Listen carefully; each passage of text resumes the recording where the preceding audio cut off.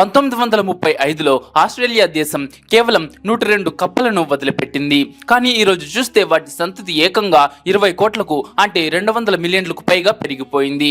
పైగా అవి ఏకంగా మొసళ్లను సైతం చంపేస్తున్నాయి.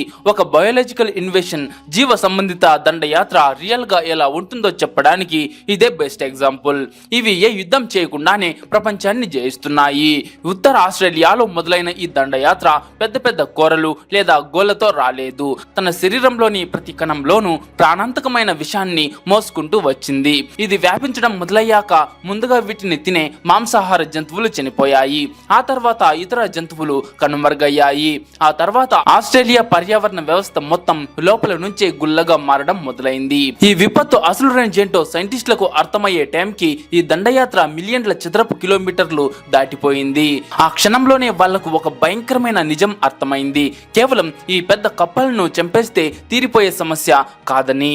అయితే ఇప్పుడు ఈ వీడియోలో మనం ఏం తెలుసుకోబోతున్నాం అంటే అసలు కేవలం 102 కప్పలు ఆస్ట్రేలియాకి ఎలా వచ్చాయి, వచ్చాక అవి ఆస్ట్రేలియా పర్యావరణానికి ఎలా విషం పెట్టాయి, వీటన్నిటికీ మించి అసలు అన్స్టాపబుల్ గా మారిన ఈ 20 కోట్ల విషపు కప్పల సామ్రాజ్యాన్ని అంతం చేయడానికి సైంటిస్టులు ఎలాంటి shocking and risky master plans తో ముందుకు వచ్చారు, ప్రకృతిని కాపాడడానికి వాళ్ళు ల్యాబ్ లో సృష్టించిన ఆ వింత ఆయుధం ఏంటి అనే మైండ్ బ్లోయింగ్ విషయాలను ఇప్పుడు ఈ వీడియోలో డీప్ గా తెలుసుకుందాం పదండి. అయితే అంతకంటే ముందు ఈ వీడియోకి ఒక లైక్ చేసి మీ ఫ్రెండ్స్ కు తప్పకుండా షేర్ చేయండి.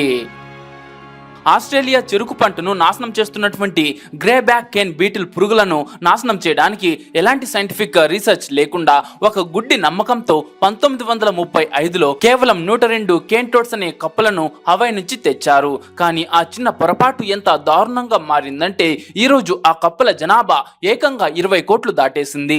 ఆస్ట్రేలియా మనుషుల జనాభా కంటే 8 రెట్లు ఎక్కువ. ఇవి మామూలు అక్రమదారులు కాదు, నడిచే కెమికల్ వెపన్స్. వీటి తల వెనుక ఉండే గ్రంథులు బ్యూటోటాక్సిన్ అనే ప్రాణాంతక విషయాన్ని చిమ్ముతాయి. గుడ్డు దశ నుంచి పెద్ద కప్ప అయ్యే వరకు ప్రతి దశలోనూ ఇవి డేంజరే. ఈ కప్పలను చూసి ఆస్ట్రేలియాలోని జంతువులు తమ ఆహారం అనుకుని పొరబాడుతున్నాయి. కానీ వాటిని తిన్న జంతువుల పరిస్థితి చాలా దారుణంగా మారుతుంది. ఈ కప్పలు ఆస్ట్రేలియా పర్యావరణంలోకి ఎంటర్ అయిన కొన్ని సీజన్లలోని వీటిని తిన్న మంచినీటి మొసళ్ల జనాభా ఏకంగా 70% పైగా కనుమరుగైపోయింది. ఇక పెద్ద పెద్ద ఉడుములు, మానిటర్ లిజర్డ్స్ లాంటి జనాభా అయితే ఏకంగా 90% మేర అంతరించిపోయింది.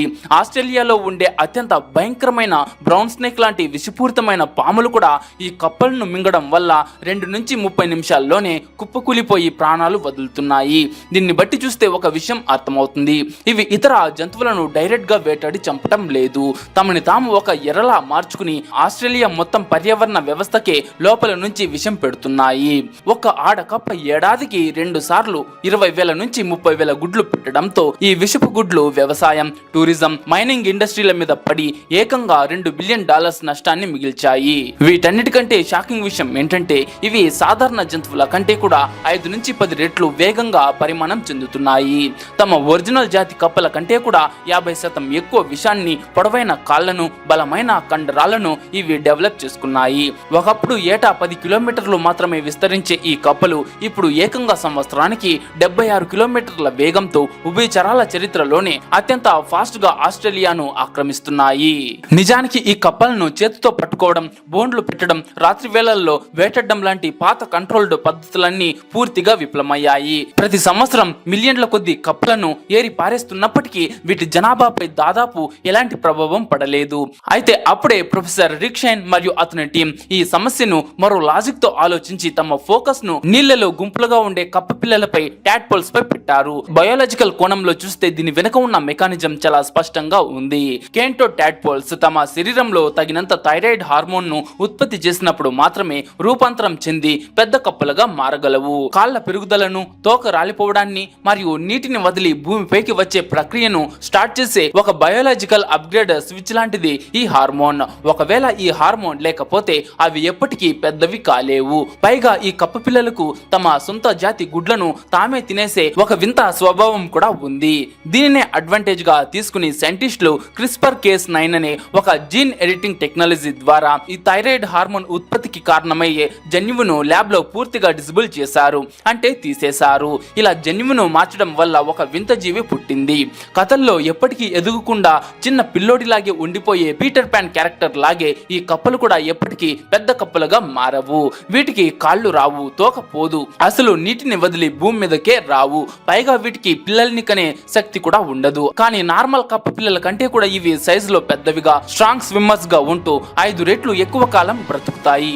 కానీ ఇవి తమ జీవిత కాలం అంతా నీళ్లలోనే ఉంటూ వేరే కప్పలు పెట్టే కోట్లాది విషపూరితమైన గుడ్లను నాన్ స్టాప్ గా తినేస్తూ ఉంటాయి. దీనివల్ల కొత్త కప్పులు పుట్టకుండా అక్కడికక్కడే బ్రేక్ పడుతుంది. చివరికి ఈ పీటర్ పాన్ కప్ప పిల్లలు కూడా ఎలాంటి సంతానాన్ని మిగల్చకుండా నీళ్లలోనే చనిపోతాయి. అంటే సైంటిస్టులు కప్పల జనాభాను అంతం చేయడానికి ఎప్పటికీ ఎదగకుండా కేవలం గుడ్లను మాత్రమే తినేసి ఒక బయాలజికల్ ఆర్మీని క్రియేట్ చేశారన్నమాట. 2020 ప్రారంభం నాటికి ఆస్ట్రేలియా ప్రభుత్వం ఈ జన్యుపరమైన ప్రయోగాల విషయంలో చాలా జాగ్రత్తగా వ్యవహరిస్తోంది. 1935లో చేసిన తొందరపాటు తప్పు నుంచి గుణపాఠం నేర్చుకుని మళ్ళీ ఆ తప్పు రిపీట్ చేయకూడదనే ఉద్దేశంతో వేగం కంటే జాగ్రత్త ముఖ్యమని భావించిన సైంటిస్టులు ఈ గ్యాప్ లో నాన్ జెనెటిక్ జన్యు మార్పిడి లేని పద్ధతులను కూడా బాగా ఇంప్రూవ్ చేశారు. ఇవేమి కూడా రాత్రికి రాత్రే మ్యాజిక్ చేసే మిరాకిల్ సొల్యూషన్స్ కాకపోవచ్చు, కానీ ఈ కప్పల దండయాత్రకు వ్యతిరేకంగా మల్టిపుల్ లేయర్స్ లో ఒత్తిడి తీసుకువచ్చి అణచివేయడానికి ఇవి అద్భుతంగా పనికొస్తాయి. అందులో మొదటిది ఫెరోమోన్ ట్రాప్స్. కప్పలు పెట్టే గుడ్లలో ఉండే ఒక ప్రత్యేకమైన రసాయన వాసనను ల్యాబ్ లో అనుకరిస్తూ ఈ ట్రాప్లను తయారు చేశారు. ఆ వాసనకు ఆకర్షితులై కప్ప పిల్లలన్నీ, టాడ్పోల్స్ అన్ని నిజమైన గుడ్లే అనుకుని వచ్చి అందులో పడిపోతాయి. ఈ టెస్ట్ లో చూస్తే కేవలం ఒక చిన్న చెరువులోనే వారం తిరగకుండా ఏకంగా 40,000కు పైగా కప్ప పిల్లలను ఈ బోనుల ద్వారా విజయవంతంగా పట్టుకున్నారు. ఈ బోనులు ఎంత ఎఫెక్టివ్ గా పనిచేస్తాయో చెప్పడానికి ఇదొక స్ట్రైకింగ్ ఎగ్జాంపుల్. ఇక రెండో అప్రోచ్ చూసుకుంటే ఆస్ట్రేలియాలో ఉండే మీట్ యాంట్స్ అనే స్థానిక మాంసాహార చీమలను వాడుకోవడం. ఈ చీమలు కరెక్ట్ గా కేంటోడ్స్ అత్యంత బలహీనంగా ఉండే స్టేజ్ లోనే వాటిపై దాడి చేస్తాయి. నీళ్లలోంచి కొత్తగా బయటకు వచ్చే పిల్ల కప్పులు చాలా స్లోగా కదులుతాయి. పైగా వాటి చర్మం చాలా పలుచుగా ఉంటుంది. సరిగ్గా ఈ చీమలు కూడా మోస్ట్ యాక్టివ్ గా ఉండే టైంలోనే ఈ పిల్ల కప్పులు కూడా వాటర్ నుంచి బయటకు వస్తాయి. కొన్ని ప్రాంతాల్లో కేవలం ఈ చీమలు కనిపెట్టి అటాక్ చేయడం వల్లే 90% పిల్ల కప్పులు పుట్టిన మొదటి కొన్ని రోజుల్లోనే చనిపోతున్నాయని ఫీల్డ్ అబ్జర్వేషన్స్ లో తేలింది. దీనివల్ల అక్కడి స్థానిక కప్పలకు ఎలాంటి ఎకలాజికల్ రిస్క్ లేదు, ఎందుకంటే అవి అరుదుగా మాత్రమే ప్రభావితం అవుతాయి. దీనితో పాటు ఈ కప్పలను తిని చనిపోతున్న ప్రెడేటర్స్ మాంసాహార జంతువులకు కూడా ట్రైనింగ్ ఇస్తున్నారు. ముఖ్యంగా ఒకప్పుడు తరచుగా వీటికి బలైనటువంటి మంచినీటి మొసళ్లకు ఇప్పుడు కేంటోడ్స్ ను చూస్తేనే పారిపోయేలా శిక్షణ ఇస్తున్నారు. దీంతో పాటు డ్రైషీల్డ్ అనే ప్రాజెక్ట్ వీటికి పెద్ద చెక్ పెడుతోంది. ఈ కేంటోడ్స్ జీవితాంతం కేవలం నీటి లోపలే మునిగి ఉండవు. అవి పెద్దయ్యాక ఆహారం వేటాడడానికి ఒక ప్రాంతం నుంచి ఇంకో ప్రాంతానికి విస్తరించడానికి నేల మీద, గడ్డి మైదానాల్లో, పొలాల్లో కిలోమీటర్ల కొద్దీ ప్రయాణిస్తాయి. అయితే అలా నేల మీద ప్రయాణించేటప్పుడు వాటి బాడీ ఎండిపోకుండా ఉండడానికి మధ్య మధ్యలో చిన్న చిన్న నీటి కుంటలు లేదా పశువుల నీటి తొట్లు అవసరమవుతాయి. సో అందుకే సుమారు 150 కోట్ల రూపాయల అంటే $18 మిలియన్ బడ్జెట్ తో ఆస్ట్రేలియా ప్రభుత్వం ఈ ప్లాన్ చేసింది. దీని ప్రకారం అడవుల్లో, పొలాల్లో పశువుల కోసం రైతులు పెట్టే నీటి ప్రదేశాలను కప్పలు అందుకోలేనంత ఎత్తులో లేదా దూరంగా మారుస్తారు. నేల మీద నడుచుకుంటూ కొత్త ఏరియాస్ ని ఆక్రమించడానికి వెళ్లే ఈ కప్పలకు దారిలో ఎక్కడ నీళ్లు దొరకకుండా చేయడమే ఈ ప్రాజెక్ట్ మెయిన్ టార్గెట్. ఇలా నీళ్లు దొరక్కపోతే ఈ కప్పలు ఎండవేడికి ఎండిపోయి 5 రోజుల్లో కనీసం 3.3 మీటర్లు జస్ట్ అంటే 10 అడుగులు కూడా ముందుకు కదలలేక అక్కడికక్కడే చనిపోతాయని ప్రయోగాల్లో తేలింది. ఇక 2027-2028 వర్షాకాలం రాకముందే ఈ కప్పలు కొత్త ఏరియాస్ కి స్ప్రెడ్ అవ్వకుండా ఈ కంప్లీట్ గా బ్లాక్ చేయాలనేది సైంటిస్టుల ప్లాన్. మరి ఈ కేంటోడ్స్ దండయాత్రను ఆపడానికి ఇప్పుడు మనం చెప్పుకున్న మెథడ్స్ లో మీకు ఏది బాగా బెస్ట్ గా అనిపించిందో కమెంట్ చేసి చెప్పండి. అండ్ ఈ వీడియో మీకు నచ్చింటే ఒక లైక్ చేసి మీ ఫ్రెండ్స్ కు తప్పకుండా షేర్ చేయండి.